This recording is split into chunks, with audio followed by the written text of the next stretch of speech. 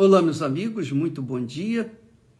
Que o Espírito Santo venha guiar-nos à meditação da palavra do Filho dele, Jesus.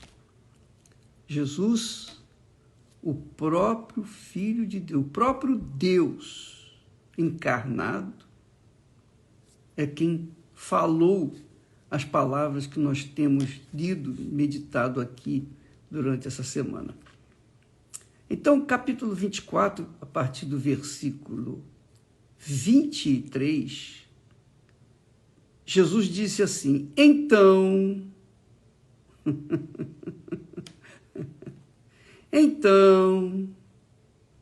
você pode verificar, conferir que ele dá uma descrição de um fato profético e depois ele acrescenta, então, aí fala outras coisas. Bem, nós falamos ontem dos últimos dias, dos dias de grande aflição. Jesus disse grande aflição, que serão os dias da grande tribulação, a grande tribulação. As tribulações que nós passamos aqui embaixo na terra são insignificantes, não são nada diante das que virão pela frente. E Jesus chega ao ponto de dizer, se aqueles dias de tribulação, de grande tribulação, não fossem abreviados, nenhuma carne se salvaria. Mas, por causa dos escolhidos, serão abreviados aqueles dias. E aí ele continua. Então, nos dias da grande tribulação, ele diz, então, ele acrescenta, se alguém vos disser, eis que o Cristo está aqui ou ali, não lhe deis crédito, porque surgirão falsos cristos e falsos profetas, e farão tão grandes sinais, olha só o detalhe, e farão tão grandes sinais e prodígios, que, se possível fora, enganariam até os escolhidos. Até os escolhidos. Quer dizer, Jesus fala aqui que nos dias do anticristo vai acontecer, nos dias da grande tribulação, vai acontecer surgirem falsos profetas, que já existe, né? Já existe há muito tempo. E também falsos cristos e falsos profetas que farão tão grandes sinais e prodígios que, se possível for, enganariam até os escolhidos. Eu queria que você prestasse atenção nesse texto, porque como é que a pessoa pode identificar um falso Cristo ou um falso profeta? Pelo seu discurso, pela sua fala.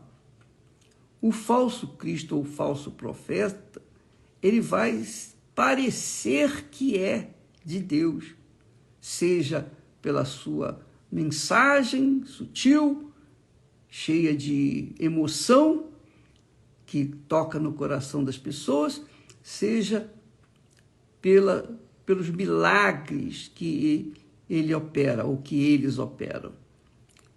Jesus disse, não esqueça, por favor, que Jesus disse que naquele dia, muitos dirão assim, Senhor, nós profetizamos em teu nome, nós curamos enfermos em teu nome, nós fizemos maravilhas em teu nome.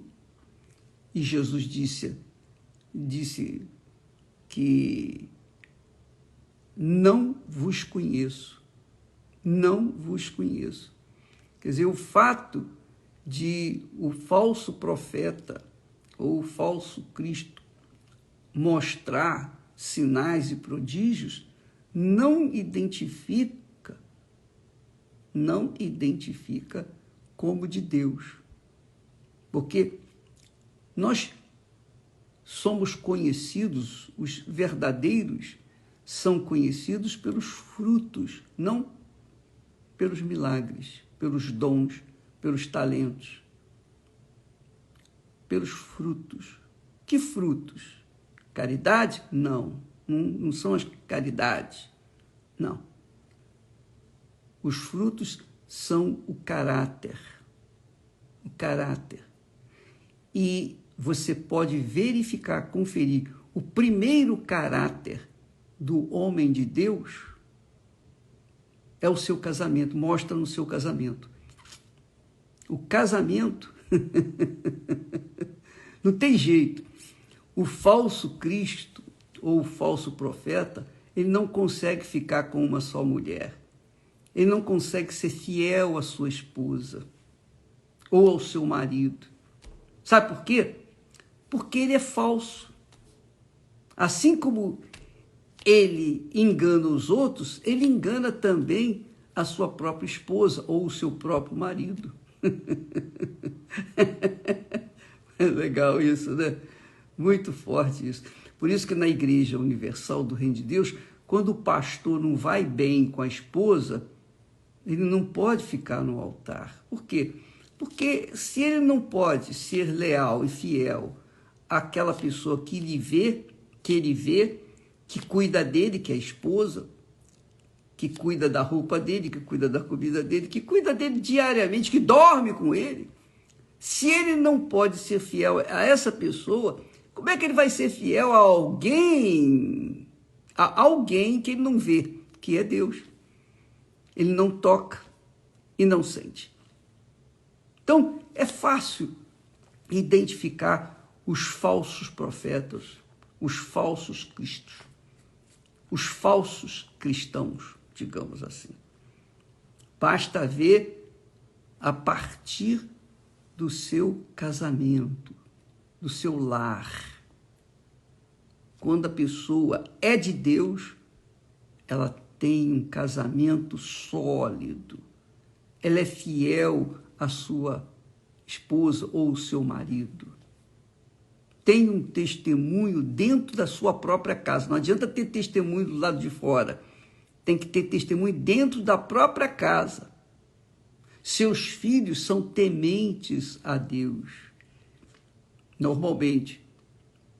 Então, a gente pode identificar os falsos cristos, ou os falsos cristãos, ou os falsos profetas, a partir dessa pedra, que é o casamento. O casamento não é simplesmente você casar, ir para o altar e casar com qualquer um, não. O casamento é uma analogia do casamento que nós temos com Deus. Se eu sou fiel a Esther, eu estou sendo fiel a Deus. Por quê? Não é que a Esther seja deusa, nem eu seja o Deus para ela, mas isso é questão de comportamento, de caráter, de ética.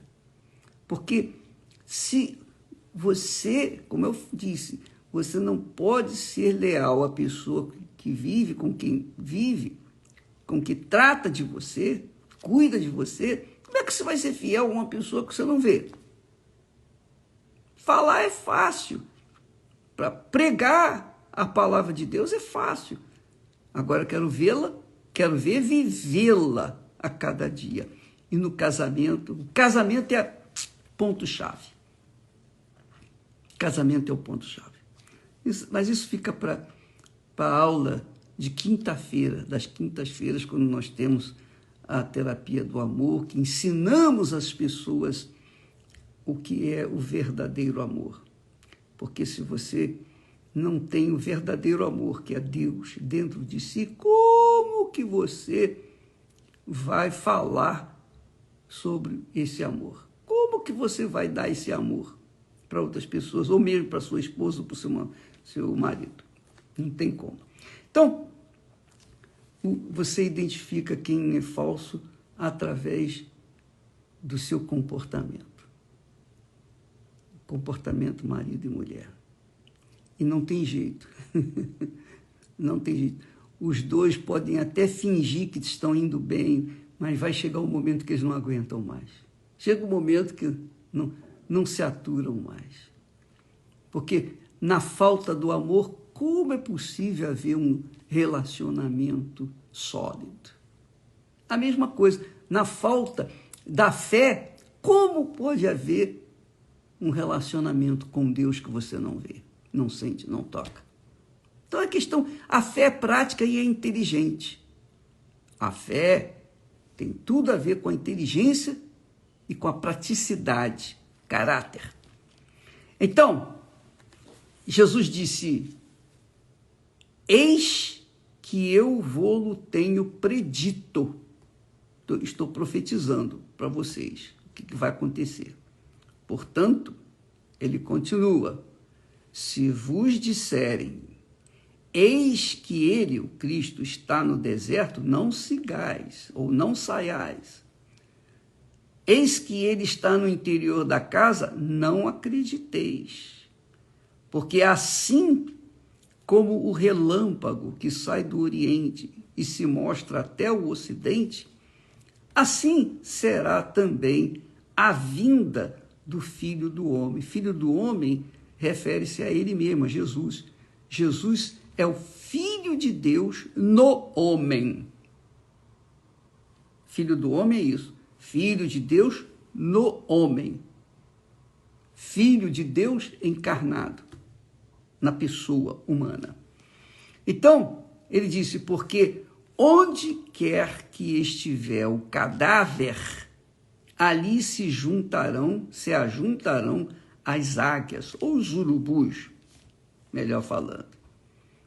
E logo depois da aflição daqueles dias, o sol se escurecerá, e a lua não dará a sua luz, e as estrelas cairão do céu, e as potências dos céus serão abaladas. As potências dos céus, quer dizer, do nosso céu, né? O céu que você vê durante o dia ou a noite. Então aparecerá no céu o sinal do Filho do Homem. E todas as tribos da terra se lamentarão, e verão o Filho do Homem, quer dizer, Jesus, vindo sobre as nuvens do céu com poder e grande glória.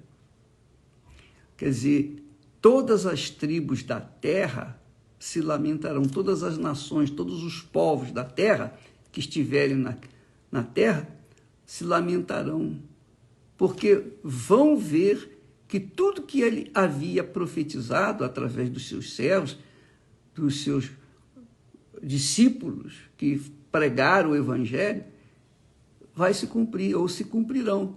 Então eles vão se lamentar porque não deram ouvidos. Todas as tribos da terra, as nações, vão se lamentar porque não deram ouvidos, e aí já é tarde demais. Aí não tem mais jeito. E então Jesus enviará os seus anjos com rijo clamor de trombeta, os quais ajuntarão os seus escolhidos desde os quatro ventos, de uma a outra extremidade dos céus. Quando Jesus fala em escolhido, você tem que entender uma coisa. Deixa eu fazer apenas um parêntese. Jesus fala que muitos são chamados, poucos escolhidos. Quem são os escolhidos, ô bispo? Os escolhidos, chamados são todos. Deus chama todos. Ele abre a porta para todos, mas nem todos querem, nem todos aceitam o que ele oferece. Os escolhidos são aquelas pessoas sinceras, são aquelas pessoas humildes, sinceras de coração, são aquelas pessoas francas, transparentes. Já falamos muito sobre a sinceridade. Deus se agrada da sinceridade, porque quando uma pessoa é sincera, ela não esconde nada de Deus. Ela fala, o que ela fala para Deus, mesmo que ela fala revoltada da situação dela, como nós temos visto muitos testemunhos de pessoas que falaram, eu estava revoltado, eu cheguei e falei, ó, se você existe, então me dá um sinal. Mas foi uma expressão de horror, de dor, de sofrimento, de angústia, quando a pessoa chega no limite da sua necessidade, então ela apela para Deus. Se você existe, ainda tem essa ousadia de chamá-lo de você. Se você existe, eu quero ver, me dá uma prova. Essa maneira rude de falar com Deus mostra transparência, mostra sinceridade, mostra que a pessoa é. E não aquela criatura religiosa que fala, Senhor, tem compaixão, tenha misericórdia, tudo da boca para fora. Porque da boca para dentro só tem fingimento. Então, o que vai fazer? Deus escolhe os sinceros, os transparentes, os francos. Você sabe, aqueles que têm um discurso politicamente errado, não politicamente certo. Deus escolhe aqueles que são o que são. Não fingem ser uma coisa que não são. Eles são autênticos. Deus chama ele chama todos, mas escolhe apenas aqueles que são sinceros. Essa é a minha maneira de ver. É isso que eu entendo. É isso que eu tenho visto na experiência que nós temos tido com pessoas que se converteram. São essas pessoas, as pessoas sinceras, que foram transparentes diante de Deus. Aí ele diz assim, aprendei, pois, esta parábola da figueira. Quando já os seus ramos se tornam tenros e brotam folhas, sabeis que está próximo o verão. O verão. Igualmente, quando virdes todas estas coisas, sabei que ele está próximo às portas. Que é o que nós estamos assistindo. As guerras, não são só as guerras, sinais da volta de Jesus. Não são só as guerras, mas também todas as catástrofes que acontecem no mundo, terremotos, maremotos, e chuvas torrenciais, enfim, tudo que nós temos visto, toda essa mudança de clima estúpida, por exemplo, tudo isso está apontando para o sinal da volta de nosso Senhor Jesus Cristo. São sinais da volta de nosso Senhor Jesus. E Deus permite isso tudo acontecer, maremoto, terremoto, incêndios por todas as partes, enfim, um inferno na terra, um pedacinho do inferno na terra. Deus permite, e permite para chamar a nossa atenção, para chamar a atenção do ser humano. É como, por exemplo, quando a gente tem uma dor de barriga, tem alguma coisa errada com a gente, então a gente corre para o médico, doutor, estou com a dor de barriga aqui e tal. Se a gente não tiver dor de barriga, a gente não quer saber de médico, não é verdade? Se não tiver dor de dente, não vai para o dentista, é verdade? É ou não é? Então, assim é Deus. Ele, para chamar a nossa atenção, permite as tribulações, as angústias, os sofrimentos. Portanto, você que está nos assistindo, que tem nos assistido, que tem sofrido muito, Deus está chamando a sua atenção. Você não lê ou não dá ouvidos à palavra de Deus, ou não atenta, ou não obedece à palavra de Deus, então você vai sofrer até o momento, se você for sincero, você vai sofrer até o momento que você não vai aguentar mais, aí sim, você vai clamá-lo com todas as suas forças, de todo o seu coração, e ele vai ouvi-lo, e ele vai atendê-lo, vai mostrar que ele é Deus. tá bom? Então, você não fica desesperado aí pelos sinais, não. Você deve estar desesperado pela situação espiritual que você se encontra neste exato momento. A sua vida. Você tem certeza, se você morrer agora, você tem certeza para onde vai a sua alma?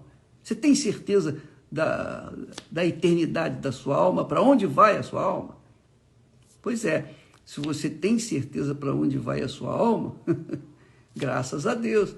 Mas se você não tem certeza para onde vai a sua alma, e você fica seguindo as filosofias baratas desse mundo satânico, você não tem a certeza da salvação. Então, corre atrás, minha amiga, meu amigo, porque Jesus disse: eis que estou à porta e bato. Se alguém ouvir a minha voz e abrir a porta, eu entrarei e com ele cearei. Jesus está à porta de todas as pessoas que estão sofrendo, gemendo, batendo, para que essas pessoas abram a porta para que ele possa entrar. Tá bom? Deus abençoe a todos e até amanhã, em nome do Senhor Jesus Cristo. Amém.